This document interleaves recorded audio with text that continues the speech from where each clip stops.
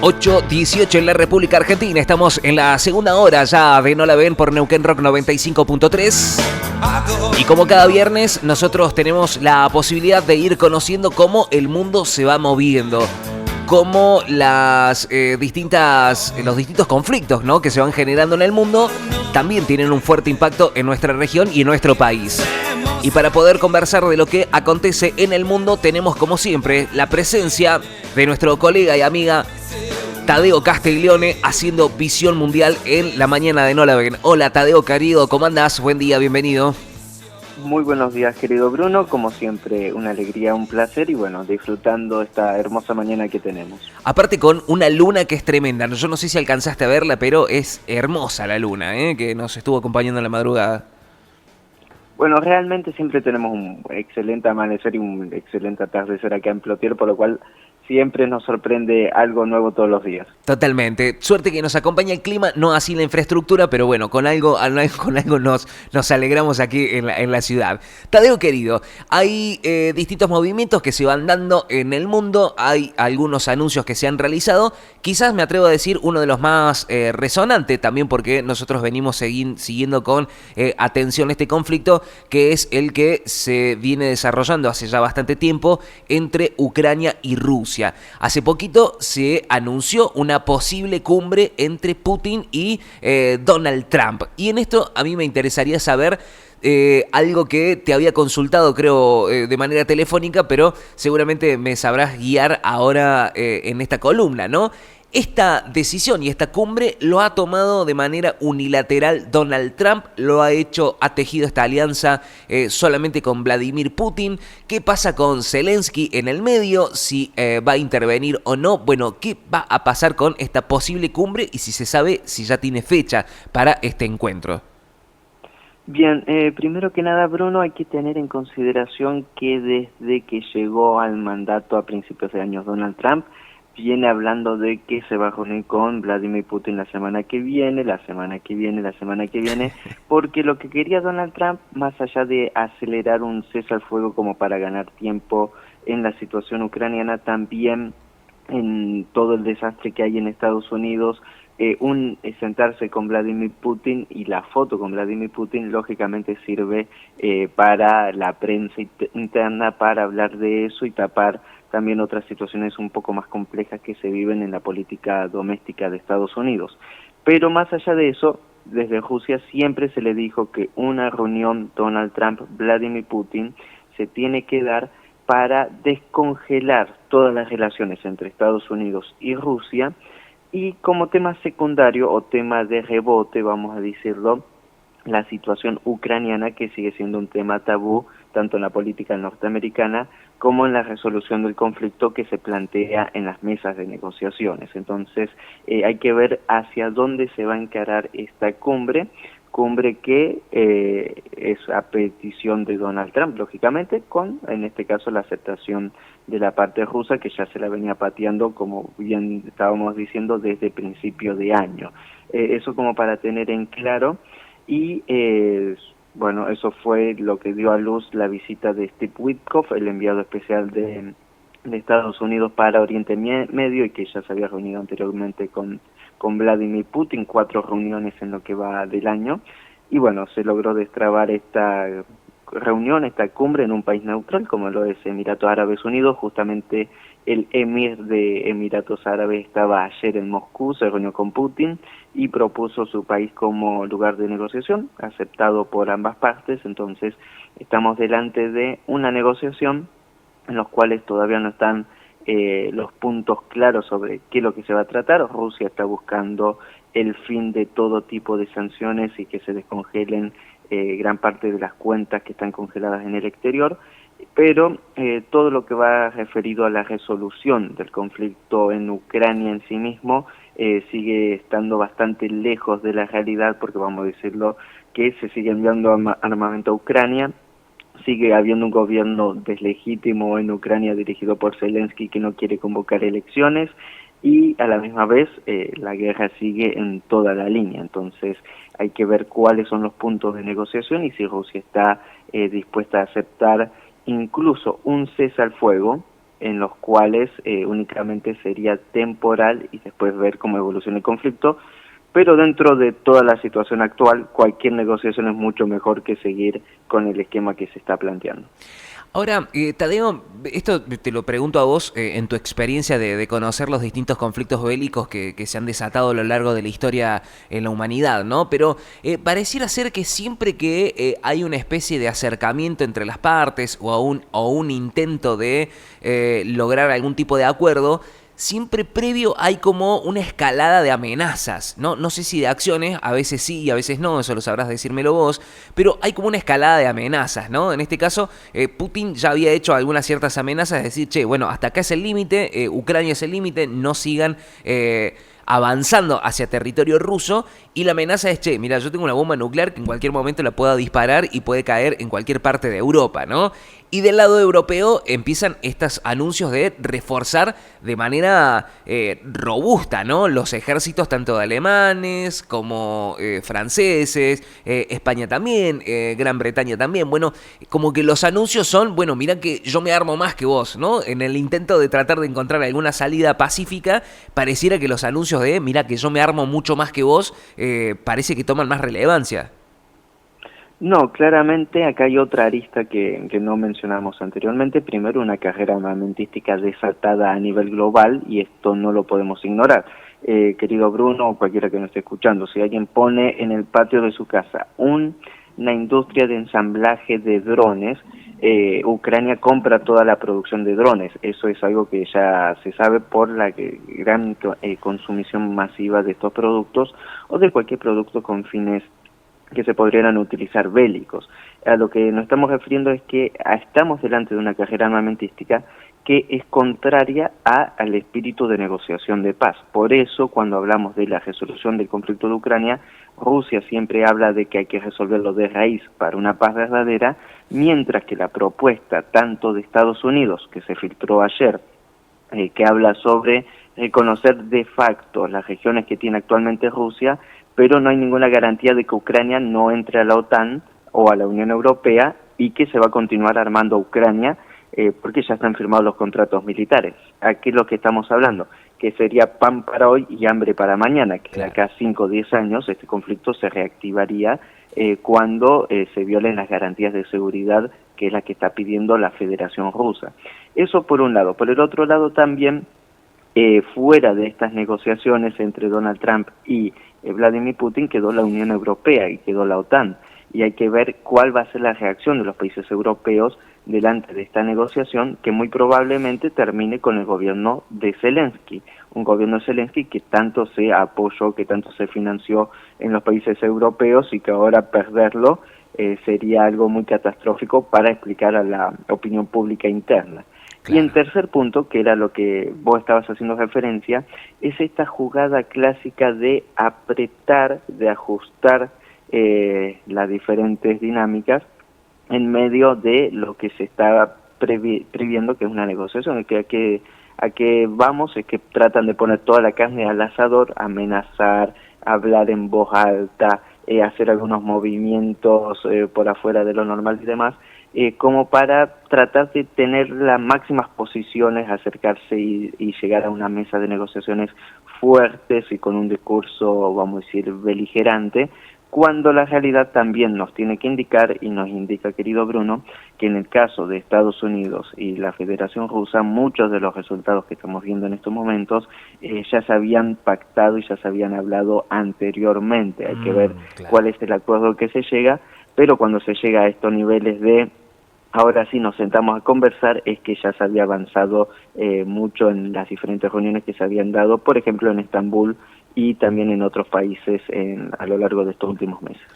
Muy bien, bueno, un conflicto que lleva ya larga data, que pareciera ser que no tiene una salida, pero es como decís vos, ¿no? Esta eterna amenaza de Donald Trump de, che, ya me junto, ya me reúno, ya llego a un acuerdo, pareciera ser que esto no llega más, pero la necesidad de que en algún momento se encuentre paz en esa región es ya urgente, ¿no? Como en cualquier parte del mundo donde haya algún conflicto bélico. Y justamente hablando de esto, de la cantidad, ¿no? de conflictos que se están desarrollando en gran parte del mundo, me gustaría que podamos hacer como un repaso generalizado, ¿no? Parece un poco, casi hasta, me atrevo a decir medio morboso, ¿no? Decir, bueno, mira, acá hay un conflicto acá, hay otro acá, hay otro acá, pero es necesario para poder entender cómo el tablero mundial se sigue moviendo. Ayer te decía que me llamaba la atención cómo, bueno, se empezó, o por lo menos a conocer más, esta inestabilidad, si se quiere, en el sudeste asiático, como también China y Taiwán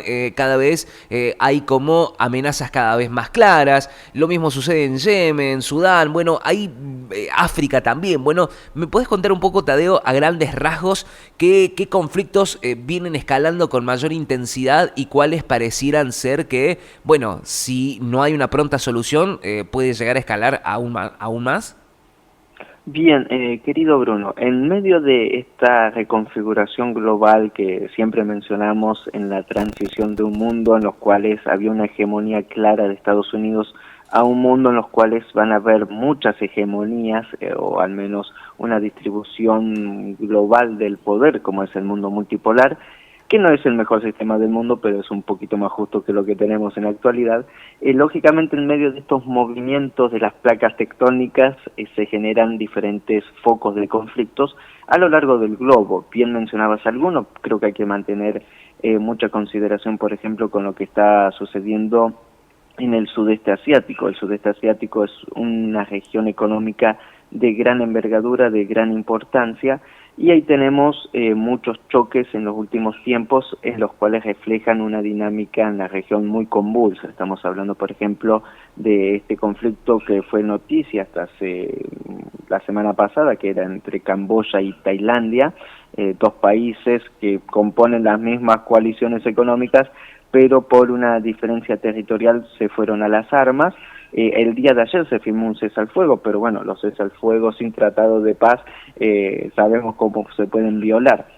Es en un caso, tenemos el conflicto abierto continuo entre Corea del Norte y Corea del Sur, algo que tampoco podemos ignorar, Sí.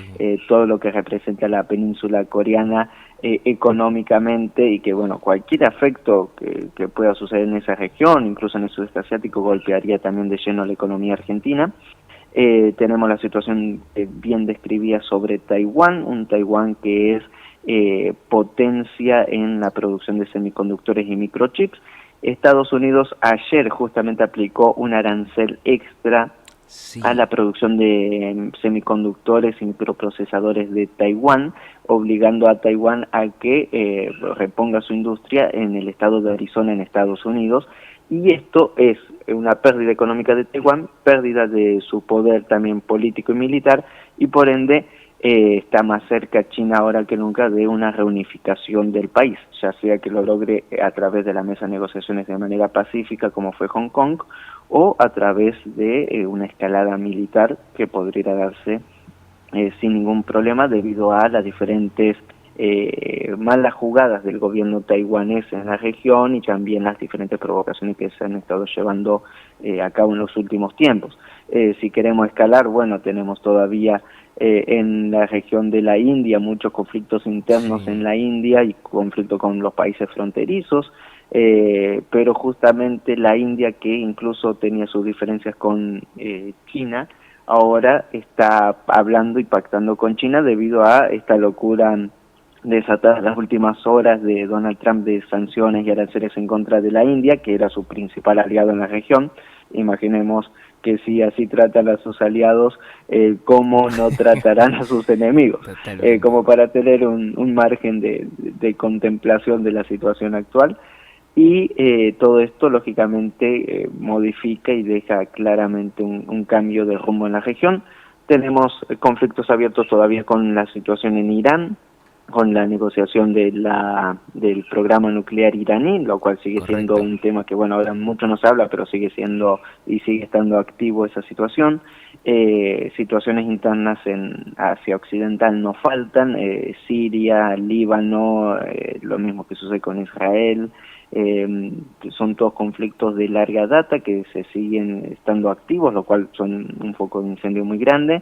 Y después tenemos una tanda en Europa que muchos ignoran, la situación interna en Moldavia, todo lo que es la región de los Balcanes, Serbia, Bosnia, Kosovo, Croacia. Esas son situaciones que parecen que no sucede nada en esos países, pero las situaciones históricas y de no resolución de esos conflictos sigue tanto latentes hasta el día de hoy, y ni hablar de África, lo cual sigue siendo, hay muchos países que debido a la intervención continua occidental, tanto del colonialismo francés como después de Estados Unidos, del Reino Unido, deja situaciones muy complicadas a nivel interno, que sigue siendo escenarios bélicos de manera continua. Entonces, dentro de esta transformación global, hay que agradecer que en América Latina no tenemos potenciado esos conflictos bélicos, tanto entre países como internos, pero a la misma vez hay que observar que mientras el mundo está cambiando y está apuntando hacia un lado, muchos de nuestros países a nivel regional, y esto ya lo habíamos charlado en muchas ocasiones, querido Bruno, como es el caso de nuestra querida Argentina, no parece entender la dinámica global hacia dónde se está posicionando el mundo y las ventajas que podría tener Argentina, no tomando partida, únicamente manteniendo su postura histórica de neutralidad. Podría lograr posicionarse de manera mucho más correcta y soberana que en las situaciones actuales en las que estamos, en las cuales, en medio de todos estos conflictos, buscar la ventaja, como decía aquel proverbio chino, que en tiempos de crisis algunos lloran y otros venden pañuelo.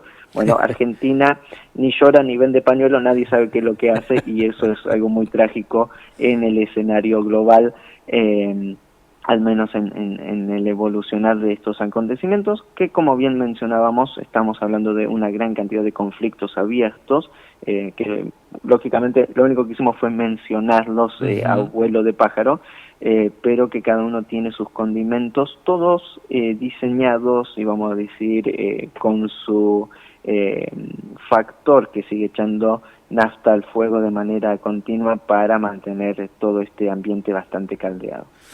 Respondiste a una de las preguntas que te iba a hacer, ¿no? Porque estábamos repasando todos estos conflictos y la pregunta que se me iba viniendo a la mente, primero era esta, ¿no?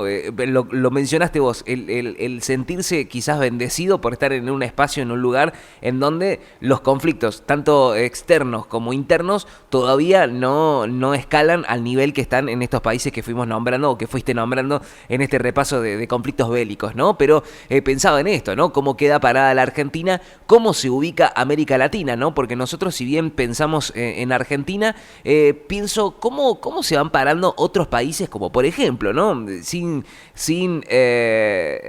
hacer un análisis tan profundo, pero ¿qué pienso en Paraguay, en Uruguay, en Chile? ¿Cómo se posicionan los países latinoamericanos ante estos conflictos, independientemente de la Argentina? Bien, a excepción de Brasil, que es una potencia regional y que está alineada con el BRICS, con sus peros y con sus grises, está alineada al BRICS, y que sí se posicionó, por ejemplo, con esta nueva ola de aranceles en contra de la India. Brasil saltó también sufriendo aranceles unilaterales de parte de Estados Unidos y que no se pueden justificar, está avanzando con el desarrollo de planes económicos a nivel internacionales, de comercio de monedas nacionales, lo cual termina debilitando aún más al dólar y beneficia lógicamente a las economías nacionales.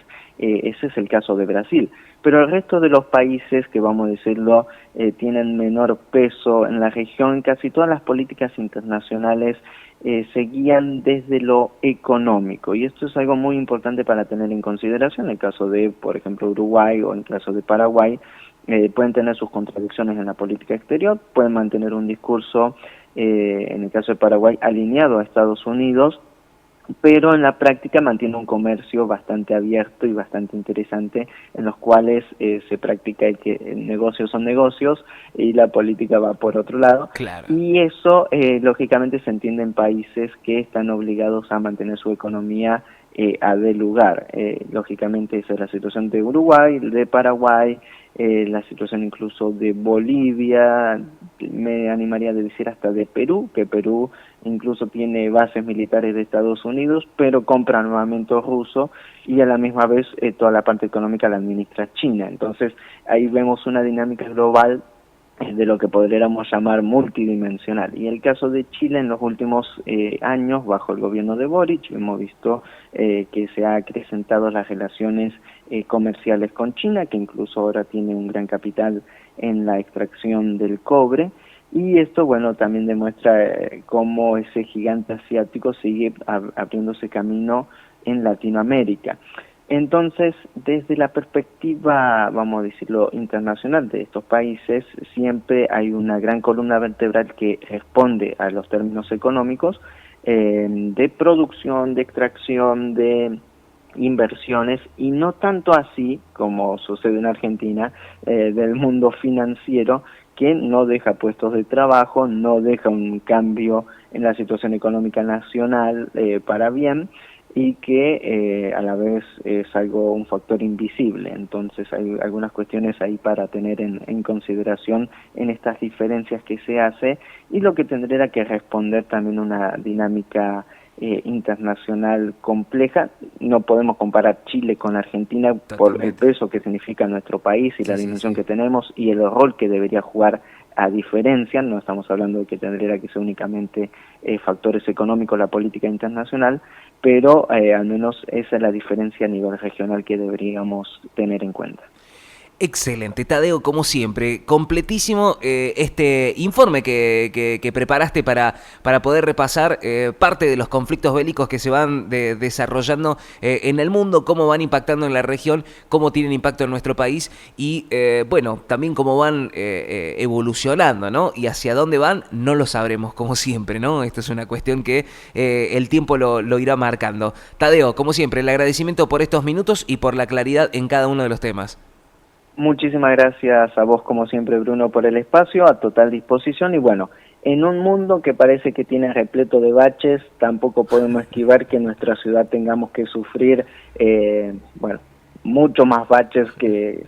Tal vez no tenemos guerra, pero sí tenemos los baches, vamos a decir, todo eso de la situación de infraestructura a nivel local. Querido Bruno, fuerte abrazo, excelente fin de semana para vos y toda nuestra audiencia. Un abrazo muy grande. Estuvimos conversando con Tadeo Castellone, nuestro especialista en columna en política internacional, haciendo la columna de Visión Mundial, bueno, repasando justamente parte de los conflictos que se van desatando a lo largo y a lo ancho del mundo.